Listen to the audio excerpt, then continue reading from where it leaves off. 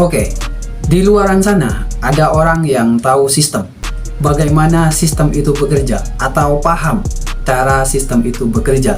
Ketika demikian, orang tersebut dengan mudah untuk memenangkannya. Setiap orang yang tahu bagaimana sistem itu bekerja, maka orang tersebut dengan mudah akan memenangkannya dan dengan mudah pula untuk memainkannya. Contoh, dia tahu sistem bagaimana di pemerintahan itu bekerja, maka orang tersebut akan dengan mudah memainkannya dan dengan mudah pula untuk memenangkannya.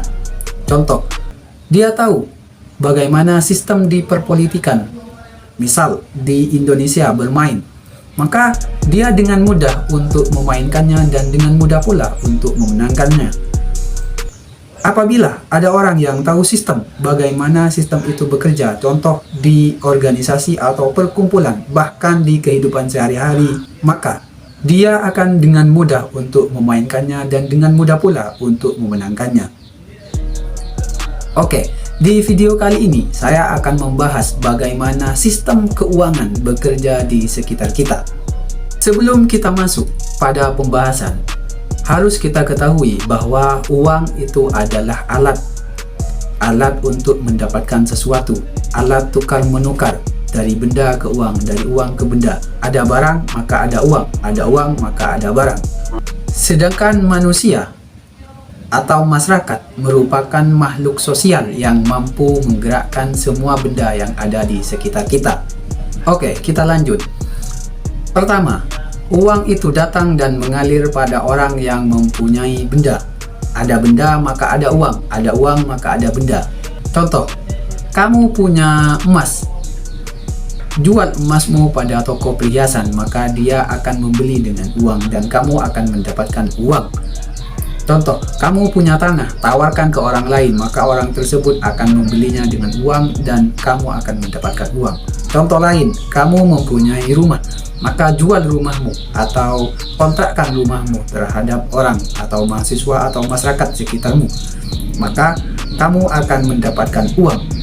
Jadi, jika kamu ingin punya uang, maka kamu harus punya barang. Barang apapun itu, sampai barang yang menurutmu tidak ada harganya dan tidak ada nilainya.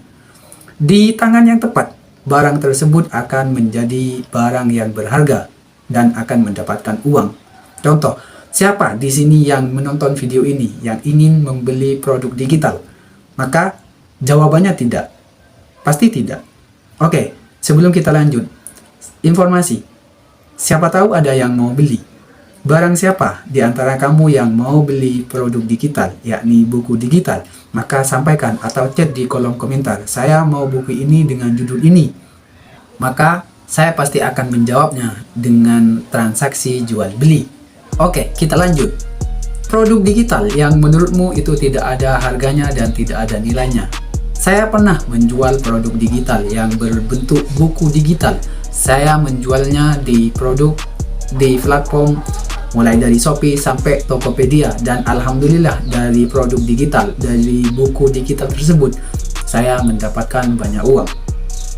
Jadi kata dasarnya adalah semua benda, semua barang ada nilai dan harganya. Sampai yang menurutmu itu tidak ada nilainya dan tidak ada harganya. Hanya saja kamu perlu menemukan orang yang membutuhkan terhadap produkmu, maka dia akan membeli dengan harga yang dia inginkan. Karena kata dasarnya adalah transaksi merupakan suatu kebutuhan. Kalau dia tidak butuh, maka dia tidak akan bertransaksi. Kedua, uang datang dan mengalir pada orang yang mempunyai ide dan gagasan. Kamu sering melihat bahwa ada orang kaya padahal dia tidak bekerja. Ya, karena dia menjual ide dan gagasannya. Dia menuangkan ide dan gagasannya terhadap suatu kreativitas, dan kreativitas itu ada harganya, bahkan tinggi harganya. Kamu tahu Bapak SBY? Ya, Susilo Bambang Yudhoyono, mantan Presiden Republik Indonesia ke-6. Siapa yang tidak kenal beliau? Selain beliau mahir di dalam perpolitikan, di dalam suatu kepemimpinan, beliau juga mahir di bidang kesenian, di bidang kreativitas, yakni beliau pernah dan sering membuat suatu kreativitas yang berbentuk lukisan.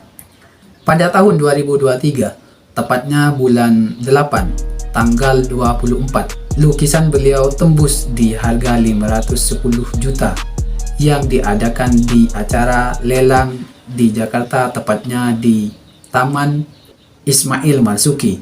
Bayangkan, dari ide menjadi gagasan terus kemudian dituangkan dalam suatu kreativitas, yang kemudian kreativitas tersebut menjadi suatu yang berharga dan bernilai.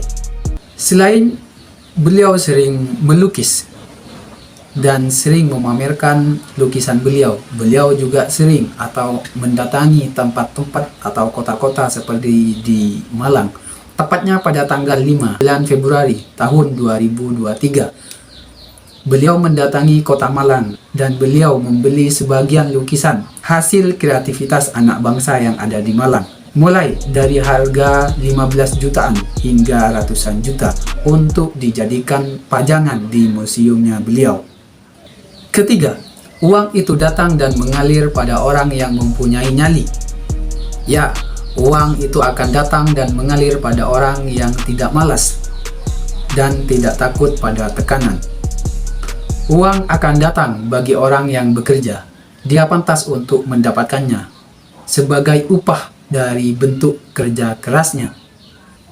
Oke, siapa di antara kamu yang sedang menonton video ini yang cara mendapatkan uang atau mengalirkan uang terhadap dirimu dengan cara menjual barang, atau dengan cara menjual ide dan gagasan, atau bahkan dengan cara menjual atau mentaruhkan nyalinya, yakni dengan bekerja di bawah tekanan? Sampaikan di kolom komentar di bawah ini bagaimana perasaanmu ketika kamu mendapatkan uang dengan cara versi terbaikmu. Subscribe channel ini biar channel ini terus berkembang dan terus mengedukasi banyak orang. Share ke teman-teman Anda biar mereka juga merasakan manfaatnya dari video ini dan terus teredukasi dari video ini. Oke, itu dulu video pada kesempatan kali ini dan see you di video selanjutnya.